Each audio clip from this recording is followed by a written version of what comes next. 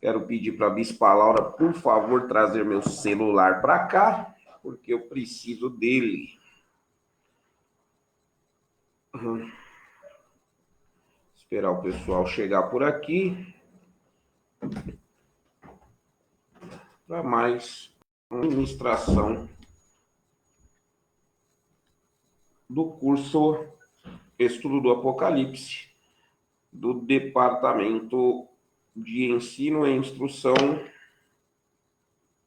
Ministerial da Organização Bíblica Cristã Amor e Vida. Amém? Então, quero compartilhar com você mais esse estudo e espero que seja bênção na sua vida, né? Mais uma vez. Amém? Glória a Deus, o pessoal está chegando por aqui. E vamos esperar só mais um pouquinho. Amém? Já está aí a presbítera Adriana. A diaconisa Luciana está aí também. Quem mais está aqui? A Márcia, Graça e Paz, querida.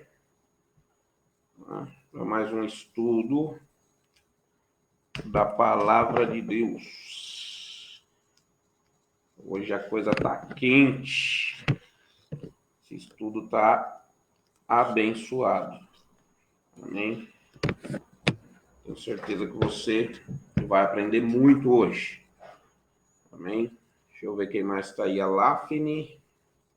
Tudo bom, filha? Papai está com saudade de você.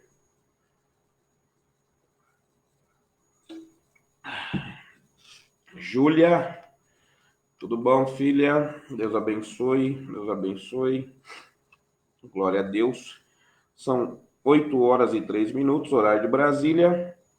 Vamos orar ao Senhor para dar início a mais a ministração desse curso. Amém? Tá o Deco aí também. Deus abençoe. Vamos orar. Senhor Deus e Pai, em nome de Jesus, nós queremos pedir a Tua presença e a Tua orientação sobre as nossas vidas para nos ensinar a Tua palavra, Senhor. Que nesse estudo do livro do Apocalipse, o Senhor possa nos orientar ainda mais a entender as Tuas revelações e tudo aquilo que está por vir. Em nome de Jesus, é o que nós te pedimos e te agradecemos. Ensina-nos, Pai. Em nome de Jesus. Amém. Amém, meus queridos. Glória a Deus.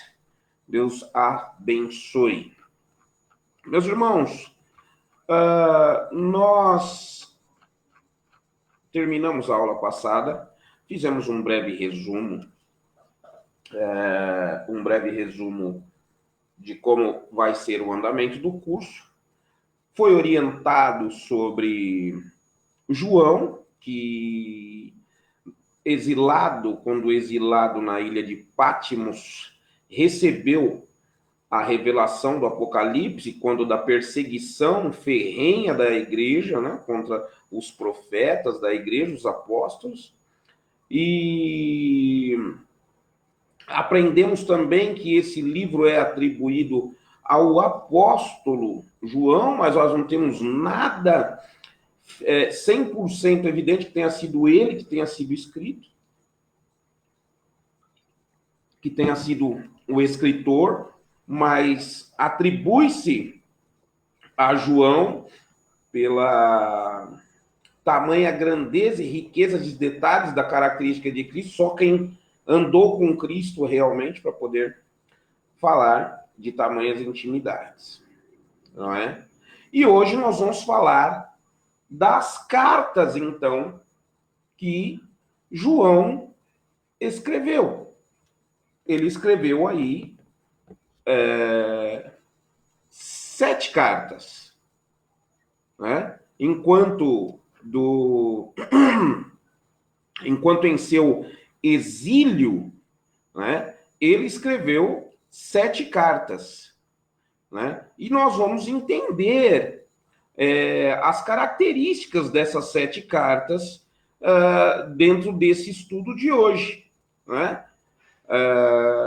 Então, em nome de Jesus, isso será uma grande bênção. Eu peço a todos aí, no final, eu sempre cumprimento vocês, né? Porque senão eu não consigo me concentrar aqui.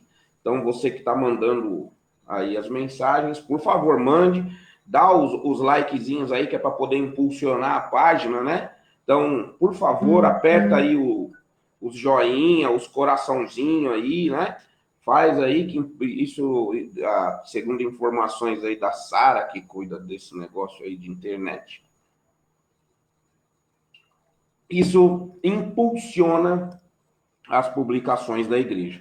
Então, por favor, aperta aí mesmo, seja feliz apertando aí o joinha, o coraçãozinho aí. Amém?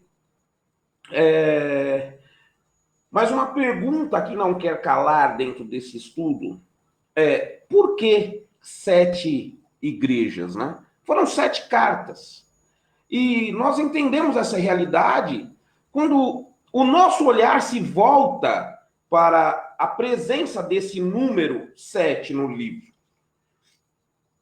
Pelo menos, irmãos, pelo menos, o número 7 aparece no livro do Apocalipse por 54 vezes. Ele é mencionado nesse livro. Né? Olhando para o número 7 no Apocalipse, nós vemos claramente esse número representado a coisas formadas à totalidade, né? Ele se volta para algo de totalidade. Olha, era um total de 7, nada é imperfeito, né? Mas ele aponta para a perfeição, característica de grandeza, de soberania de Deus. Mas logo, irmãos, além das 7 igrejas da Ásia terem sido as destinatárias dessas cartas, essas igrejas são também uma figura de representação, uma figura de linguagem, uma figura de representação, um ícone, né? De todas as igrejas de todas as épocas. E é nisso que eu quero me apegar dentro desse estudo, para que você entenda a característica do porquê essas 7 cartas. Né? É importante isso, nós termos esse conhecimento.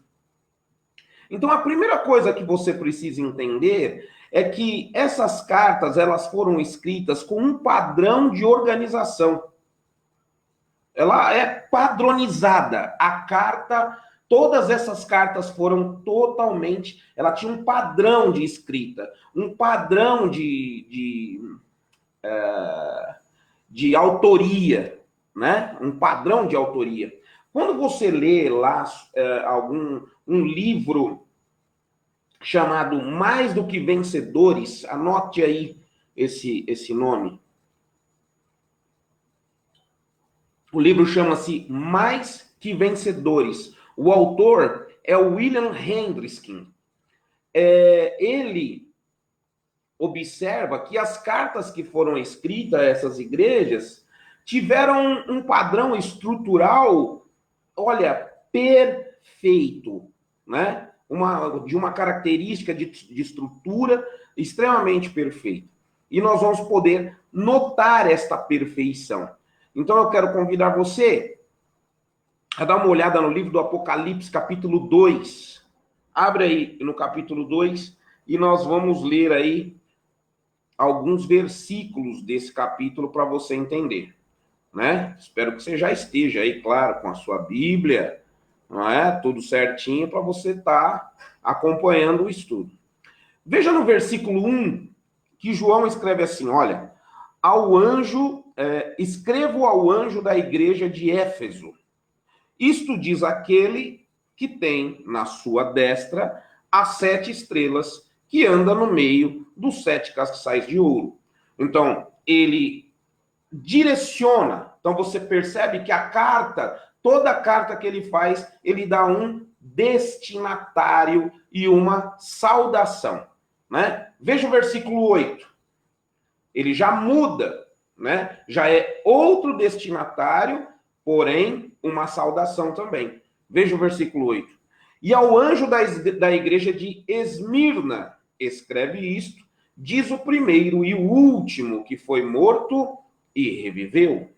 Veja no versículo 12, né? Ele dá novamente o destinatário e uma saudação. E ao anjo da igreja que está em Pérgamo, escreve, isto diz aquele que tem a espada aguda de 2 fios. Né? Perceba, é característica, é algo padronizado do autor. Né? Versículo de número 18. E ao anjo da igreja de Tiatira, escreve, isto diz o filho de Davi, que tem seus olhos como chama de fogo e os pés semelhantes ao latão reluzente. Vai lá para o capítulo 3 para você ver. Vamos ler o versículo 1. E ao anjo da igreja que está em Sardes, escreve. Aí vem a saudação. Tá certo? Ele endereça a carta e saúda de alguma forma a quem ele está enviando essa carta. No versículo de número 7, ele já dá outro, né, endereço, que é ao anjo da igreja que está em Filadélfia. E para terminar, ele trata da mesma forma ao anjo da igreja de Laodiceia. Irmãos, o anjo da igreja é o pastor, eu acho que eu não preciso nem falar isso, né? O anjo da igreja em tal lugar é o pastor de tal lugar, não é? Então, a princípio, é isso. Agora, você vai perceber que a carta, ela passa por uma autodesignação de Cristo. Né? Então, ela vai lá, ela procura um destinatário, então a carta ela tem destinatário, né? E ela fala de uma autodesignação de Cristo. Né? E nós vamos entender isso. Olha, você precisa notar que existe um paralelo entre quase todos esses títulos com a descrição simbólica de Cristo. Né? Existe um paralelo. Você vai perceber isso. Volta lá um pouquinho no capítulo 1, para você entender. Vamos ler do versículo 12 ao 20. Cristo é autodesignado dentro do conteúdo dessa carta. E isto a padroniza. Deixa eu perguntar aqui. Manifestem aí na escrita se vocês estão entendendo a aula até agora. Estão entendendo direitinho? Tá tudo beleza? Vocês estão conseguindo me compreender? Estão comigo? Estão entendendo que está sendo orientado? Amém? Vamos lá. Capítulo de número 1, do verso 12 ao 20. Diz assim: E virei-me para ver quem falava comigo. E virando-me, vi 7 castiçais de ouro. E no meio dos 7 castiçais, um semelhante ao filho do homem, vestido até aos pés de uma roupa comprida e cingido pelos peitos com um cinto de ouro. E a sua cabeça e cabelos eram brancos como a lã branca, como a neve, e os seus olhos como chama de fogo. E os seus pés semelhante a latão reluzente, como se tivessem sido refinados numa fornalha. E a luz, e a sua voz, como a voz de muitas águas. E ele tinha na sua destra 7 estrelas, e da sua boca saía uma aguda espada de 2 fios. E o seu rosto era como o sol, quando na sua força resplandece. E eu, quando o vi, caí a seus pés como morto.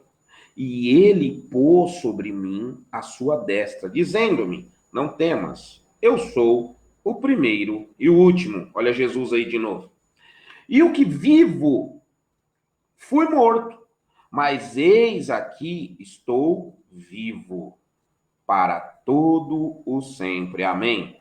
E tenho as chaves da morte e do inferno. Escreve as coisas que tens visto, e as que são e as que depois destas hão de acontecer. O mistério das 7 estrelas que viste na minha destra e dos 7 castiçais de ouro. As 7 estrelas são os anjos das 7 igrejas. E os 7 castiçais que vistes são as 7 igrejas. Percebe o paralelo? Tem a autodesignação de Cristo, é Cristo falando, né? Ele fala, eu estive vivo aí, foi morto, mas estou vivo novamente, né? E sou eu que vou falar para você das coisas que estão acontecendo, das que estão por vir. Né? Sou eu que vou te dizer. Mas, de antemão, deixa eu te explicar. As 7 estrelas são os 7 anjos das igrejas, ou seja, os 7 pastores. Né? Então, ele já explica o que ele está vendo. Olha, essas 7 igrejas que você viu na visão são os 7 pastores. E os 7 castiçais que vis são as 7 igrejas. Amém? Então, é isso. A princípio, é onde estamos. Vocês estão entendendo? Tá tudo beleza? Legal. Então, vamos dar continuidade ao tópico. Você percebe que existe, posteriormente, uma característica de aprovação.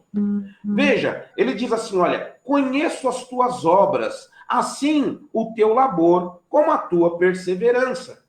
Mas é importante dizer, apenas a igreja de Laodiceia não recebe aprovação. Tá certo? Você vai perceber que no conteúdo das cartas, além da aprovação, ele tem outra característica de escrita, né? Que é a de condenação. Ó, tenho porém contra ti, né? Aí você vai perceber o quê? As igrejas de Esmirna e Filadélfia não possuem nada de condenável.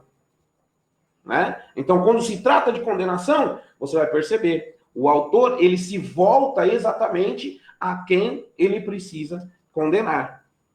Mas olha lá. Depois, a quinta característica do escritor é de advertência e de ameaça.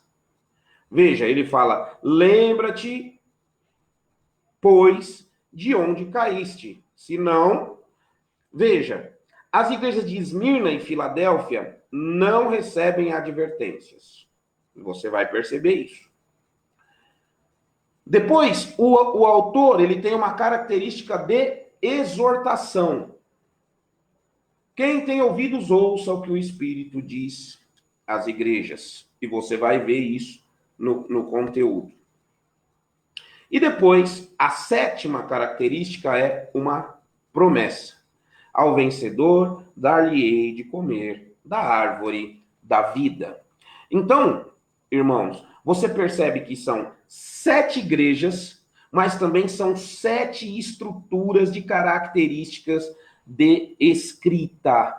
E isso é muito importante você entender agora, para no decorrer do curso, no decorrer dessa orientação, você conseguir juntar as duas informações. Tá certo? Então, são 7 igrejas, então são 7 cartas destinadas a 7 igrejas, e essas 7 cartas possuem absolutamente 7 características, né? Exclusivas, que são do autor João. Amém? É importante dizer que há 2 correntes majoritárias de interpretações quanto ao significado dessas igrejas. Tá certo? Tem 2 correntes aí de teólogos hermeneutas que dá 2 interpretações diferentes para o significado da igreja. A teologia em si, ela aceita as 2, porque hermeneuticamente traz uma comprobatoriedade eficaz. Então, nós vamos falar sobre elas agora. A primeira característica, a primeira corrente majoritária, afirma que essas igrejas representam 7 eras, né? 7 períodos sucessivos da história da Igreja de Cristo na Terra. Né? Essa é a representatividade que essa corrente majoritária, uma dessas correntes majoritárias apresenta. que seria mais ou menos como eu vou te falar agora. Mais ou menos não, propriamente dito, né? Que é assim, a igreja de Éfeso, né, representaria a igreja apostólica, de 30 a 100 anos depois de Cristo. Irmãos, olha, seria importantíssimo você adquirir a apostila do estudo. Tá certo? É importante. Existem dados que você precisava ter. Então, não é uma questão de ser mercenário, mas você adquirindo, com 15 reais, você adquirindo essa apostila, você vai ter todas essas informações com você. Poxa, ajuda nisso também, você vai se ajudar e vai ajudar a igreja, tá bom? Então, adquire essa apostila, tá bom? Faz isso, vai ser bênção para a igreja de Jesus Cristo. Amém? Mas vamos lá. Partindo para essa corrente que o significado das igrejas, essa primeira corrente entende que as igrejas representam eras e períodos, sendo eles, a igreja de Éfeso representaria a igreja apostólica, que era da era 30 à era 100 depois de Cristo. A igreja de Esmirna representaria a igreja perseguida, né? Que seria a igreja dos mártires, né? Dos martirizados, né? Da época de 100 a 312 depois de Cristo. Depois, a igreja de Pérgamo representa a igreja que se uniu ao Estado, a igreja e Estado junto. Ou seja, você lembra quando a igreja de Roma e o Estado passaram a ser unificados, quando existia já Inquisição, quando o Estado matava pessoas, que a igreja matava pessoas em nome do Estado e da fé, e até no nome de Cristo, nos anos 313 a 590 depois de Cristo. Tá certo? Tiatira representa a igreja da Idade Média, corrupta e idólatra, né? De 590 até 1517. A igreja de Sardes representaria a igreja da Reforma Protestante, de 1517 a 1730. E, finalmente, a igreja de Filadélfia, que representa a igreja missionária, de 1730 até os anos de 1900. Sendo que alguns entendem esse período até a volta de Cristo, né? Ocorrendo paralelamente à igreja de Laodiceia, né? Por fim, a igreja de Laodiceia seria a igreja apóstata, né? E partindo para esse princípio, veja bem, partindo desse princípio, dessa visão de hermenêutica, dessa interpretação das igrejas, tá certo? Então, partindo desse princípio, a igreja de Laodiceia seria a igreja apóstata. Qual é essa igreja apóstata? A igreja de hoje, de 1900 depois de Cristo até a volta de Cristo. Amém? Então, partindo do princípio de que, da tradução, né? Da interpretação, desculpa, de que a igreja, a cada carta dessas igrejas representava uma era ou períodos sucessivos da história, era essa a interpretação. Porém, a corrente absolutamente majoritária, ela vê um conflito na interpretação quando nós lemos o texto e olhamos para a igreja da Reforma. Veja aí, Apocalipse 3:1. Você vai perceber que existe um conflito, que fica um tanto quanto estranho e difícil de entender que está falando da igreja de Sardes. Olha só. E ao anjo da igreja que está em Sardes escreve: isto diz o que tem os 7 Espíritos de Deus e as 7 estrelas. Conheço as tuas obras, que tens nome de que vives e estás morto. Então, veja, ele conhece as obras que tem nome de pessoas que vive, porém está morto. Então não cabe a uma reforma protestante. Por esse motivo, essa corrente, ela perde para essa segunda interpretação que eu vou passar para você agora, né?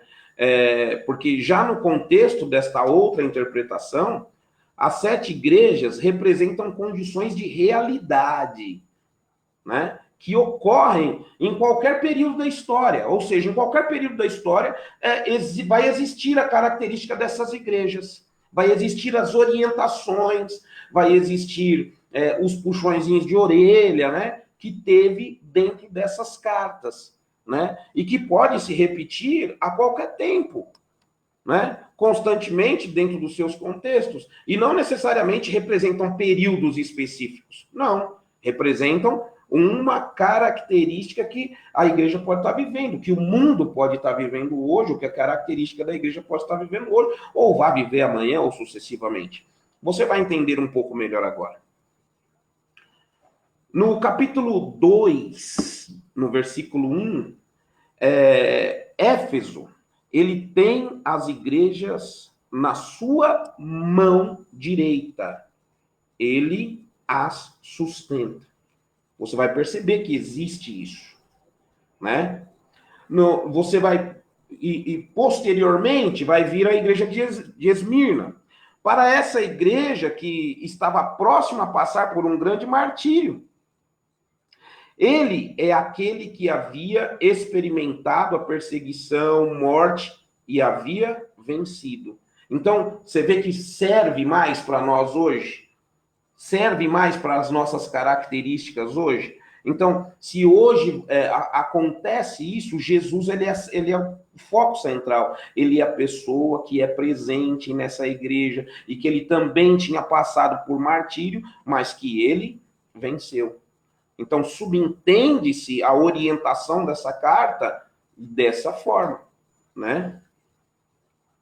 Jesus Cristo, né, ele passa a ser o supridor pleno da igreja. E não característica de eras, mas sim de presença de Cristo, de supridor de Cristo, né?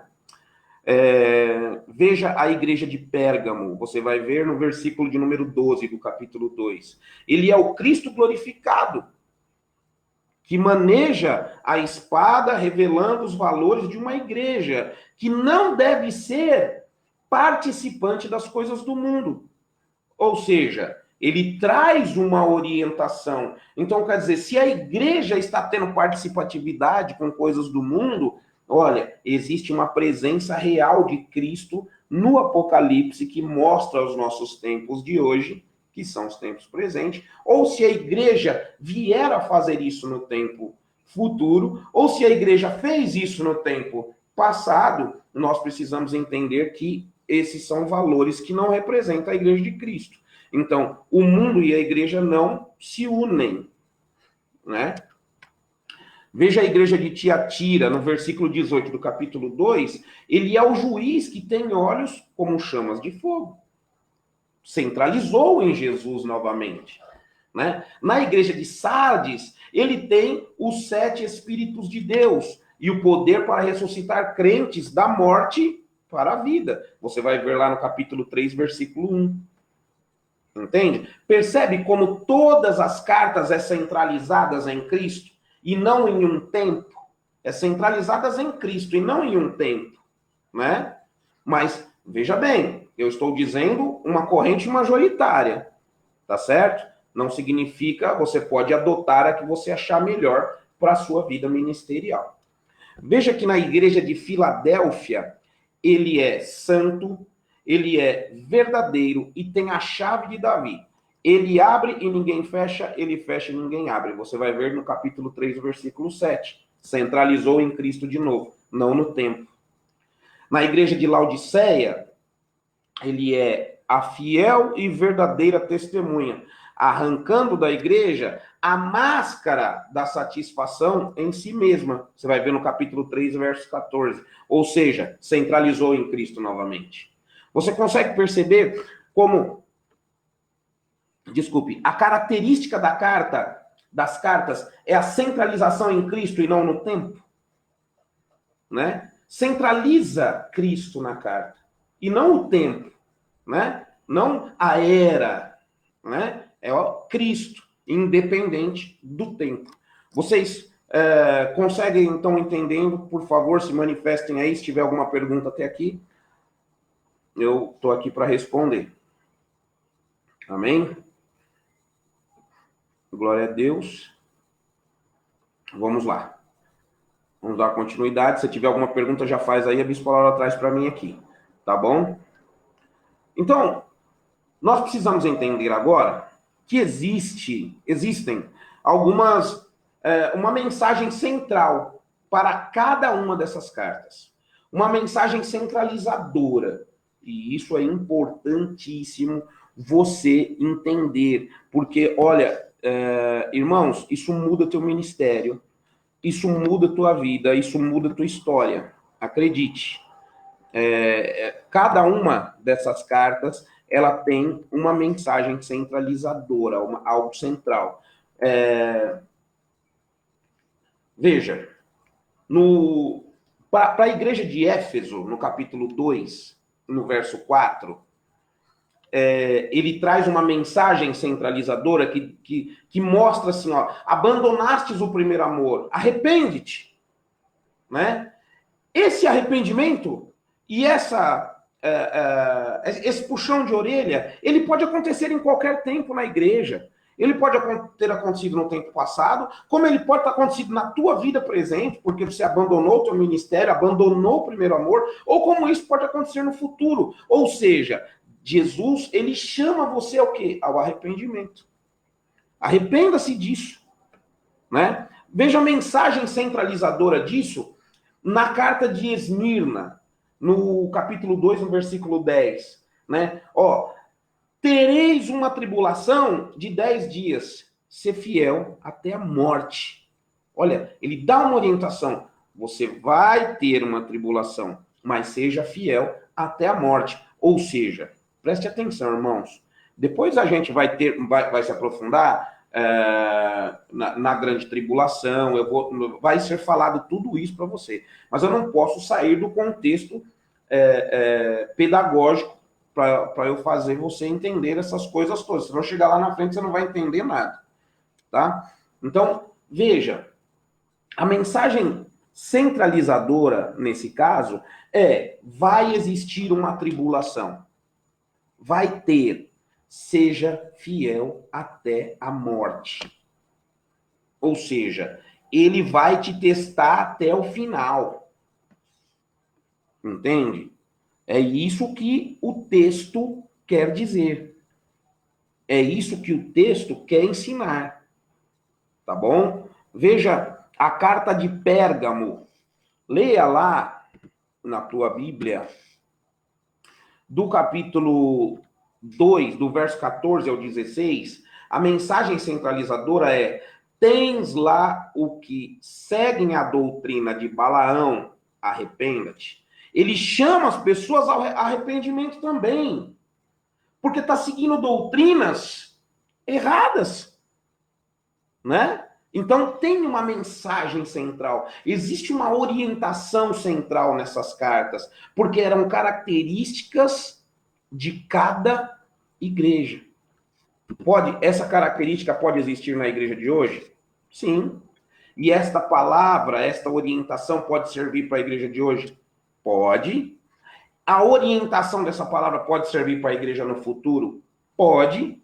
A orientação dessa palavra pode ter servido para a igreja do passado? Também pode. Entendeu? A igreja de Tiatira, capítulo 2, versículo 20. Né? É a igreja que se prostituiu. Toleras Jezabel. Né? Então, pode servir para a igreja de hoje? Pode. Pode. Tem igrejas que a mulher do pastor não é nem pastora, mas ela manda mais na igreja do que ele. Acontece. Né? E pode. Divide pessoas, magoa pessoas, humilha pessoas, né? Não vamos falar da igreja dos outros, mas é mais ou menos isso.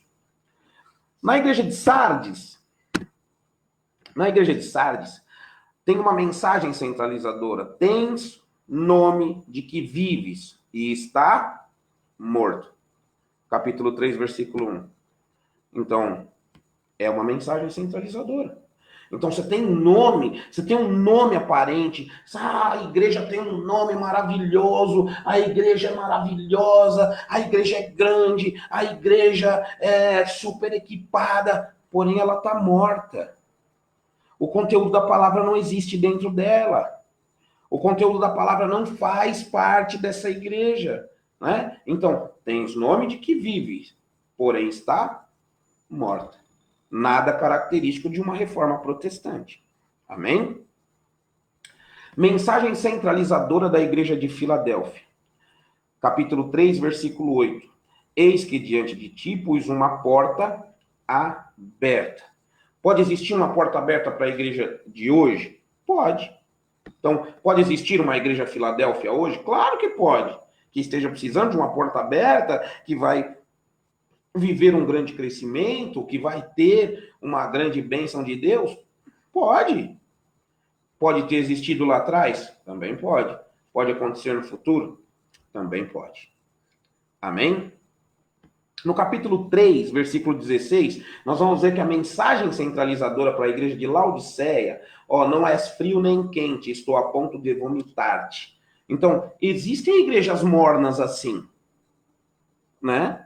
Existem. E isso ocorre, né? Então, nós vamos ver agora o conteúdo dessa característica hermenêutica na estrutura de tópico da igreja. Como que é isso, bispo?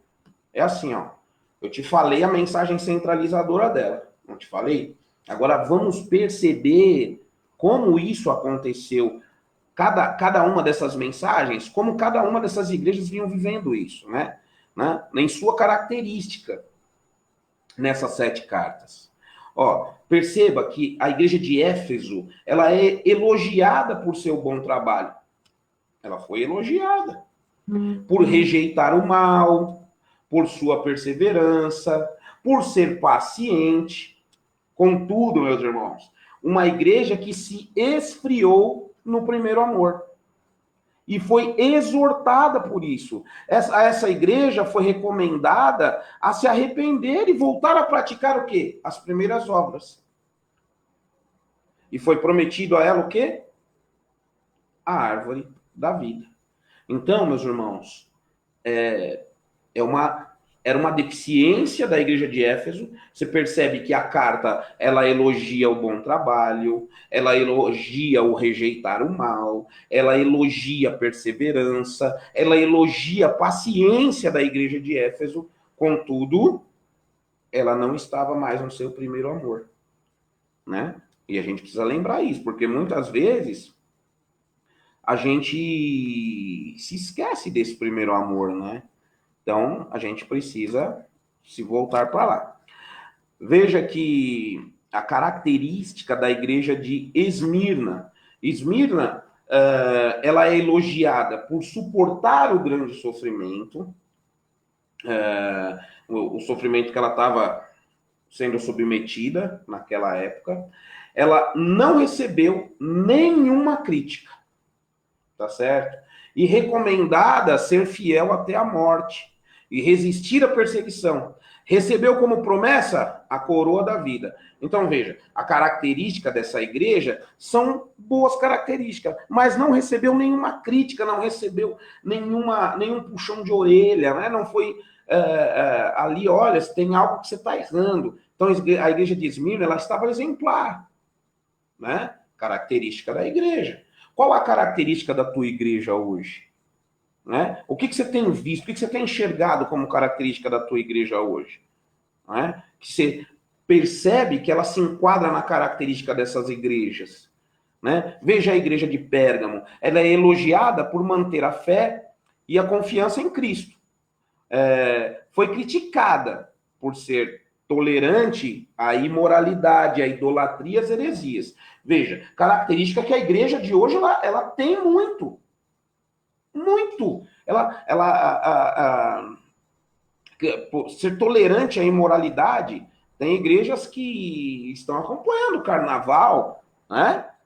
idolatria, tem igrejas que idolatram seus pastores, né? Tem igrejas que praticam heresias, e nós temos que tomar cuidado com isso, né? Ao meu ponto de vista, por exemplo, a teologia da prosperidade é uma grande heresia, e hoje nós temos milhares de igrejas que pregam essa doutrina, né? Como recomendação, essa igreja de Pérgamo foi convidada ao arrependimento também e recebeu como promessa o maná escondido e uma pedra com um novo nome. Então veja, ele sempre tem uma promessa, né? Você percebe isso? Mas era característico da igreja. Então, a igreja de Pérgamo, ela estava voltada a uma certa tolerância à imoralidade, à idolatria e a heresias, né? E nós temos que tomar cuidado com isso. Afinal de contas, essas cartas falam que aconteceriam no finais dos tempos. E essa característica pode ser do passado, presente e vai servir para o futuro, né? A igreja de Tiatira, ela é elogiada pelo amor, pela fé, pela paciência que demonstrava, também por seus serviços e as boas obras que melhoraram em relação ao início da igreja. Ela foi criticada por tolerar a idolatria e a imoralidade e recomendada a voltar os seus caminhos, aos seus passos, à fidelidade, pois existia um próximo julgamento, né, que é o julgamento que Jesus vem falando para nós aqui no livro do Apocalipse. E eles recebem como promessa de que governarão nações e receberão a estrela da manhã, né? Receberão Jesus Cristo. Agora veja, a igreja de Sardes, característica dela. Em Sardes, alguns são fiéis, mas ela é criticada por ser uma igreja morta. Olha, irmãos, uma igreja morta é uma coisa muito séria.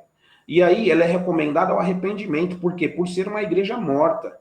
Sabe? Que o pastor tá lá se matando, ninguém fala glória a Deus. O pastor tá lá pregando, ninguém glorifica a Deus uma vez.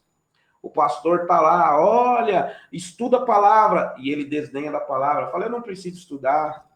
O pastor tá lá dizendo, olha, a igreja morta. E assim era essa a característica dessa igreja, né? Ela é recomendada ao arrependimento e ao fortalecimento. Tipo, olha, se fortaleça, para com isso, abra tua boca, faz alguma coisa, né? E aos que ainda lhe restam, porque a igreja já estava vazia. Os fiéis receberão vestidos brancos, né? E era uma promessa que Jesus estava fazendo ali. Na igreja da Filadélfia, característica dela, ela foi elogiada pela perseverança na fé, pela obediência a Cristo e por honrar em seu nome.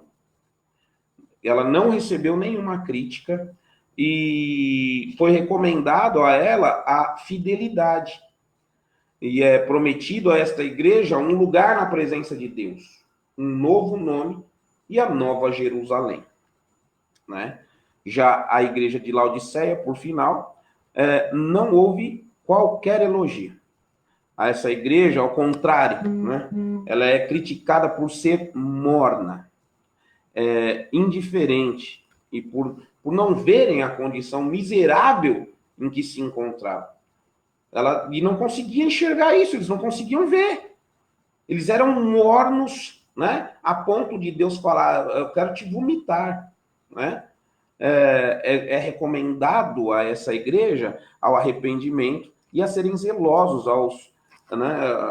com as coisas de Deus, né? E eles recebem uma promessa que aos vencedores de que compartilharão o trono de Cristo. Então veja, cada igreja tinha a sua característica, né? Cada igreja tinha a sua característica, a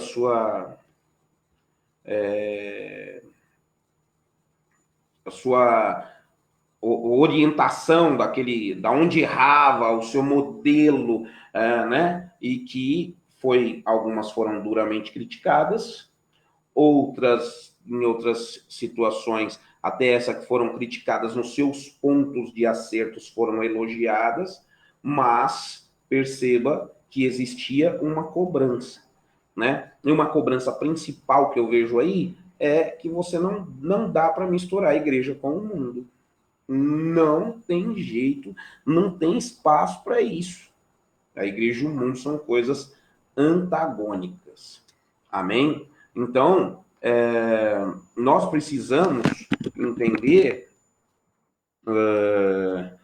que isso, toda essa palavra, toda essa orientação do livro do Apocalipse, cabe a nós, né? Cabe às nossas vidas, para a igreja de hoje, né? Então, nós precisamos estarmos atentos aonde estamos sendo parecidos com os erros que essas igrejas cometeram, né? Então, é isso, né? Nós precisamos tomar muito cuidado para não entrarmos na mesma apostasia, né? E procurar olhar os acertos que aquelas igrejas tiveram para nós continuarmos praticando, né? Eu não sei quem foi que perguntou aí sobre a doutrina dos nicolaítas. A doutrina dos nicolaítas é uma heresia que se infiltrou dentro da igreja primitiva, da igreja daquela época, né? Que se você for olhar lá no livro do Apocalipse da Bíblia, cita os nicolaítas, né? Mas umas poucas coisas, assim, fala muito pouco, né? Fala muito pouco. Mas aquilo que eu disse era uma das poucas coisas que segue a doutrina de Balaão. Então, os nicolaítas seguiam essas doutrinas de Balaão, ou seja, doutrinas que não são a de Deus. Aonde está o perigo nisso? A gente vê hoje aí, né? Doutrina da prosperidade, por exemplo, que eu tanto falo, tanto tenho dito a vocês. Então, tomem muito cuidado. Amém? Mas era uma grande heresia, era um povo herege, era uma doutrina herege. Precisamos tomar muito cuidado. Amém? Alguém quer fazer alguma pergunta? Se alguém quiser fazer alguma pergunta, eu espero que esse estudo de hoje tenha sido claro, não é? Espero que tenha sido claro. Nós vamos dar continuidade na próxima semana e a coisa vai ficando mais quente, né? Mas tem mais perguntas aí? Já respondeu da Márcia? Já. Já. Os nicolaítas, voltando a dizer, é aqueles que faziam as doutrinas de Balaão, a doutrina de Balaão, as doutrinas que não eram a de Cristo. Amém? Alguém mais quer perguntar alguma coisa aí? Por favor, pergunta, né? Eu não vi vocês nem dar likezinho aí, esse negócio que sobe as bolinhas aí. Amém? Pessoal, glória a Deus pela vida de vocês. Quero uma apostila. Só adquirir com a Bispa Laura. Pode chamar ela no WhatsApp. Amém? Quem quer a apostila, pode chamar ela no WhatsApp e uma contribuição de R$15. Veja, importante dizer, gente, essa contribuição de R$15, quero falar mais uma vez, não é nada de ser mercenário. É só uma forma de fazer caixa para a igreja, de ajudar a igreja. Só isso, tá bom? Então, por favor, você que pode, adquira a sua apostila. Amém? A irmã Sônia aí tá pedindo. Amém. Eu tô postando o primeiro vídeo no canal do YouTube. Eu quero pedir para vocês compartilharem, dar o like. A Bispa Laura vai postar aí no grupo o link para o canal do YouTube da igreja. E ela está postando o primeiro vídeo no canal do YouTube e está pedindo para vocês, por favor, dar like lá no canal do YouTube e compartilhar. Depois eu vou ver Amém? como é que faz, fazer uma pasta para colocar os estudos todos lá, para vocês poderem rever tudo por lá, tá bom? Isso. E outra coisa importante, era isso que eu estava dizendo, gente. Olha, aqui nós não temos a prática de tratar, fazer tratativa de dinheiro, ponto de vista econômico e tal. Porém, entretanto, todavia, sem dinheiro a igreja não sobrevive. Por esse motivo, está aí a apostila para vocês adquirirem. Ajude a obra da igreja. Amém? Preciso dar um recado. Eu tinha que passar a escala do projeto Cesta Básica. Infelizmente, eu tive algumas reuniões hoje, não consegui. Meu dia foi lotado, né? Mas eu vou montar essa escala e amanhã, sem falta, estará no grupo de WhatsApp da igreja. Amém? A Júlia está pedindo para aprofundar mais nos estudos. Querida, pega leve, vai devagar, links para indicar. Toma cuidado, nós já tivemos esse problema na igreja. Pessoas que vai lá estudando por conta própria, depois fica doidona e quando vai ver, tá falando um monte de bobagem, fazendo um monte... Toma cuidado, vamos estudar todo mundo junto aqui, que vai ser bênção. Amém? Então, toma cuidado com isso, principalmente Apocalipse. Não fica lendo sobre o tema, vamos estudar juntos aqui, a gente estuda junto e vai ser bom para todo mundo, que todo mundo cresce junto. Amém? Deus abençoe. Que mais eu tenho para falar para vocês? Quinta-feiras estamos aqui juntinho novamente para a ministração da palavra da semana. Amém? Em nome de Jesus. Você que quer fazer alguma pergunta, por favor, chama no meu WhatsApp e estamos juntos aí mais uma vez. Eu te amo em Jesus, vamos orar ao Senhor.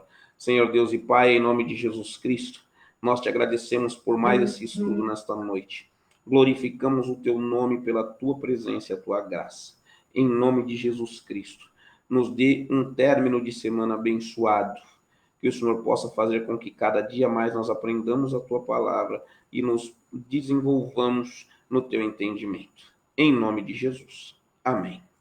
Amém. Glória a Deus. Sara me chamou, bispo, ela quer que o Senhor indique. Não, mas eu não quero indicar. O Israel está perguntando assim, Apocalipse se refere às igrejas de hoje, no individual ou no coletivo? Veja, as cartas do Apocalipse, como eu disse, se referem, tem duas vertentes hermeneuticamente entendidas. Uma vertente, que é uma corrente, ela olha para igrejas de tempo, em eras. Outra vertente olha como a igreja como um todo, que ela vive a característica daquelas igrejas, daquelas cartas, no dia a dia, independente do tempo. Amém? É exatamente isso. Deu para entender, Israel? Então, a igreja no modo coletivo. Tá bom? Mais alguém precisa fazer alguma pergunta? Ficou entendido ou ainda quer perguntar? Ficou tudo certinho? Agora, esse negócio de indicar um link para você estudar aí e tal, não é legal. Não é legal, principalmente estudando Apocalipse, não é legal. Porque existem um monte de loucura aí que falam e tal, e que aí vai sair do contexto, vai dar um nó na tua cabeça, aí você vai começar a se questionar. Então, aprenda aqui primeiro e depois você estuda outros pensamentos. Amém? Acho que seria mais importante, mais relevante. Tá bom? Então, é isso daí. Deus abençoe você. Se tiver mais alguma pergunta, pode perguntar no meu WhatsApp. Eu te amo em Jesus. Fiquem na paz do Senhor. Amém? Na graça e na paz do Senhor. Deus te abençoe.